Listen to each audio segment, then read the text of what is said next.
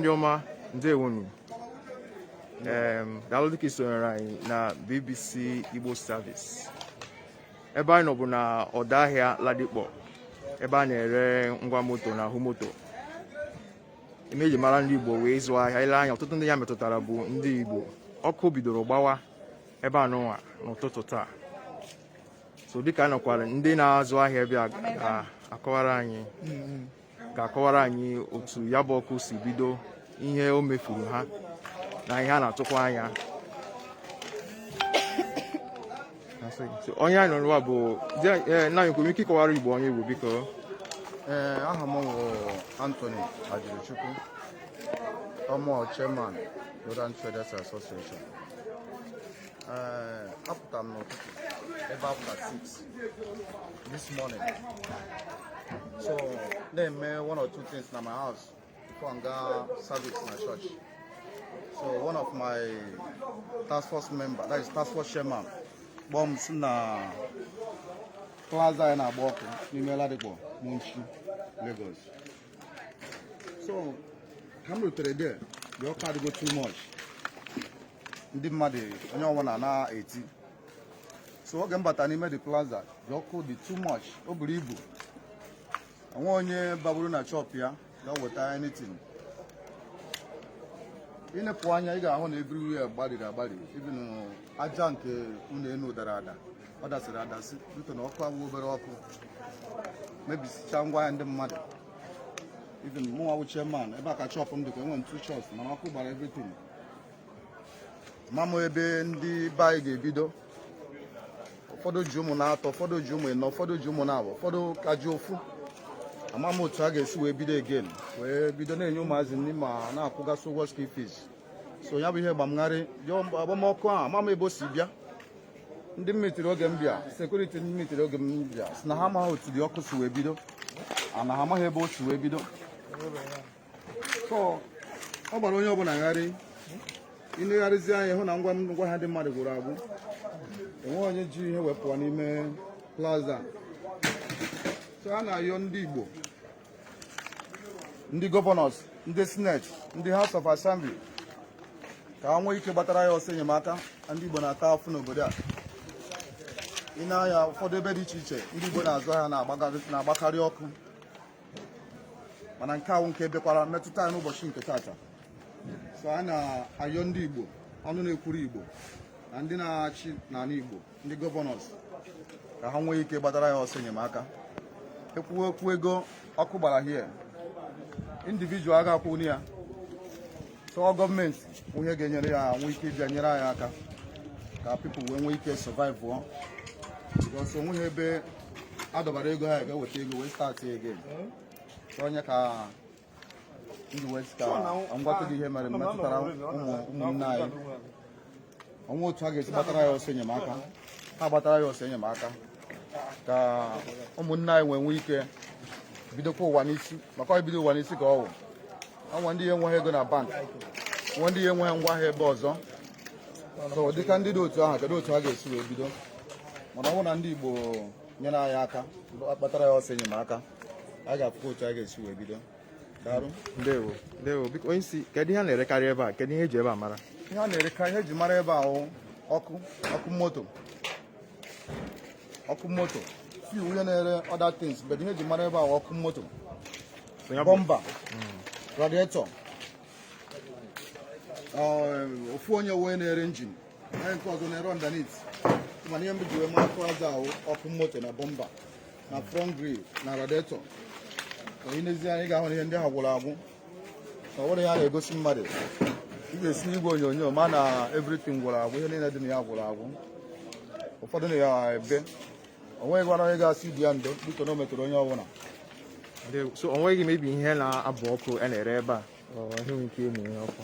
Nwere ihe na-abụ ọkụ a na-ere ebe a ya nwụ ihe dịka ọkụ eletrik, mana onwe onye ga-akọwawu nduto na o bidoro mgbe ndị mmadụ nọsị na be ha.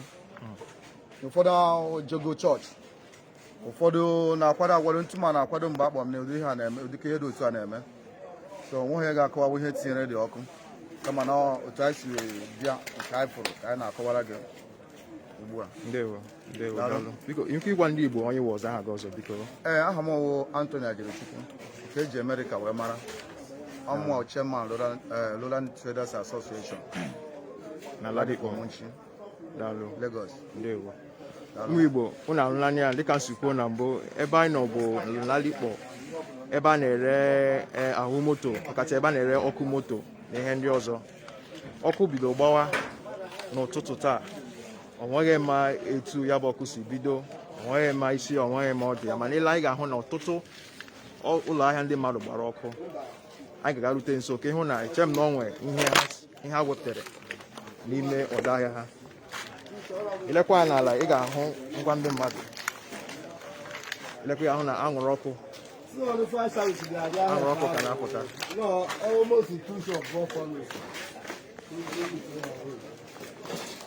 Dịka a sị kọwaa, ndị mmenye ọkụ bịakwara nke Lagos steeti ya nyere aka wee menye ya bụ ọkụ.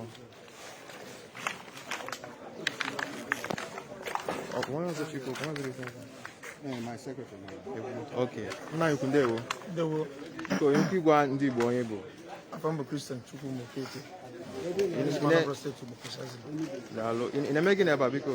Ọ bụ General Secretary ebe a. A ma azụkwa n'ahịa ebe a. A na-erekwa motor spare parts. Ị nwere ịkọwa ọtụtụ ndị Igbo ihe mere ebe a ma ọhịma maka ihe mere ebe a? Ihe mere tata bụ na n'uruchi ụbọchị tata ka ọkụ bidoro na-agba. Oziru anyị ntị ka ndị isi anyị nwagbara bịawa ma tupu anyị eruo ndị anyị na-achị anyị nwanyere aka kpọọ ndị mmenye ọkụ na-arapụ ndị sapaya savisi.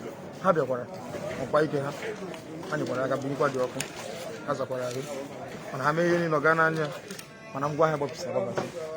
Ekwu ngwaahịa gbapụsịrị ebe a ga na-egwuru going to 5 billion naira. So mgbe na-asị biko ndị Igbo niile ebe nwere elu anyere anyị aka, ụmụazị nosi ebe agụ ga na-agụwapụ n'echi ka a ghara iti aka n'ihe ọjọọ. Mgbe na-ayọ ndị na-achị anyị, ndị gọvanọ nọ na mba East anyị, ndị gọvanọ Imo steeti, Anambra steeti, gọvanọ Enugu, Calabar, Ebonyi, biko ka ha nyere anyị aka. 5 billion naira bụ obere ego, ọ karịrị mana estimate 5 billion naira estimate ndị eme. So wee na-ayọ kọbụ na ga-enye nwere anyị aka ịfụ na anyị nwere solve this matter. So ọ bụrụ obere ihe, ọtụtụ ndị si ebe a enyenwe ha nri, ụfọdụ bụ daily business ka ha na-eme, kpụsọ ha pụtara aka ewute nri ma ruo kịta na anyị ma ya ga-eme echi. So anyị na-ayọ ndị ọhanaeze ndị Igbo na ndị Igbo niile n'ebe dị iche iche ka banyere anyị aka. Ndewo nwanne daalụ. Igbo na-arụ n'anya Igbo sikwa ọmụrụbe nwanne agbala ọsọ. Ka anyị garute nso hụ ụfọdụ ọdọ ahịa ya bụ ọkụ gbara.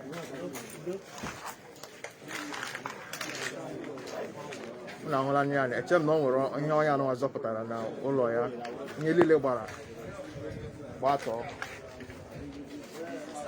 Nke a wụrụ nke bekee na-akpọ radiator nke na-ajụ injin moto oyi.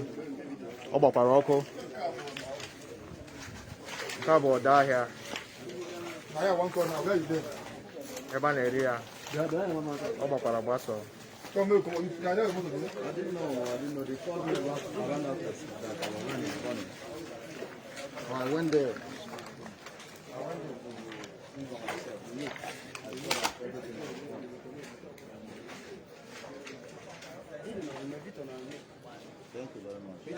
Bụ ndị ọma onye na-esonye anyị, nchekwa ebe nọ bụ na BBC Igbo Service.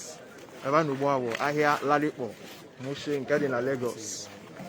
Ebe a na-ere ahụ moto na akụrụngwa moto, ọkachasị ọkụ moto na ihe ndị ọzọ. A na-akọwa na ebe a bara ọkụ n'isi ụtụtụ. Ọ gbara ihe niile, gbarie ihe niile. Amaghị otu ya bụ ọkụ si bido, ma ọ gbara agba ka ọ mụnyere amụnye, ma ọ gọnye ma.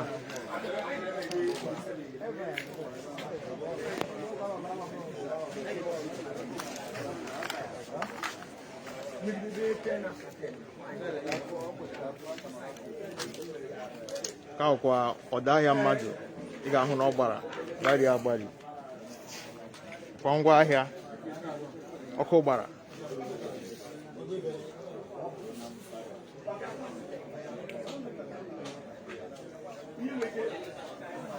Nke a wụrụ injin moto.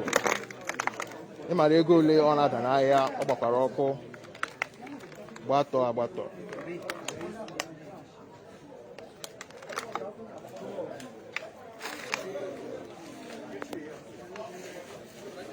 obi dị mma ọnweghị onye na-achị mmadụ na-eru uju ebe a ka ọtụtụ ndị si eweta ego ha ji elede ezinụlọ ha anya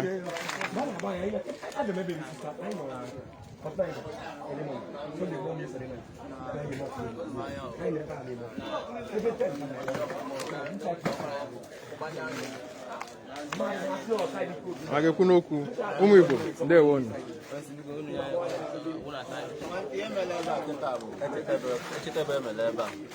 mana anyị na-hand everything over to God. Anyị na-ayọkwa ụmụ Igbo niile ebe na-ebe ha na-anọ na abịa enyela anyị aka because emewe estimate gbara ọkụ ebe a is roughly 25 billion because motor spare parts dey very costly. What then single like that car change go na ship. Okay, ya na-ele ọka close 30,000 naira. They take around almost 300 pieces. What I needed to say about just go mad we are not panicking even at this point. I had told Makano could be actually on, but we are pleading and all over Nigeria, especially in the Igbo in England, Kabanyala Yaka, for that now about a loss of the matter. Never will never so not all I'm there can have been like to Apa Muchukwe Zigi, up my own state. Down there.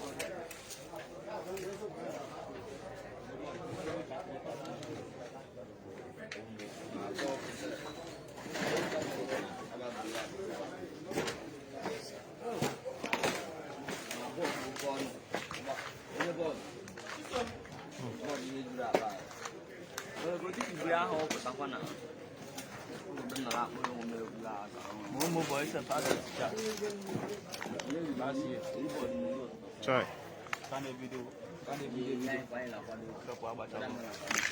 Mmadụ niile nọ n'akwa anyị ma ndị na-ekwu na ma ndị bidoro ahịa ndị gbachara bụ ibido ahịa shọpụ ha gbakwara ọkụ Igbo si ọnụrụbe nwanne ya gba n'ọsọ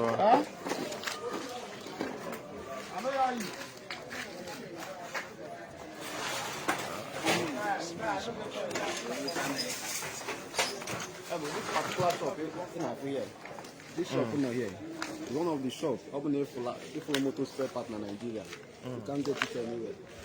This particular shop here, then this one is one of the shops that in Central and West Africa, if you couldn't find a spare part in this particular shop, then have to order it in Dubai. They look at the condition of the shop. And this shop houses at least 3,000 pieces of light, and each one of that light annually at least 50,000. So, and we have daily business. What is the condition of the shop? So, I think government especially to stand government. Ndewo.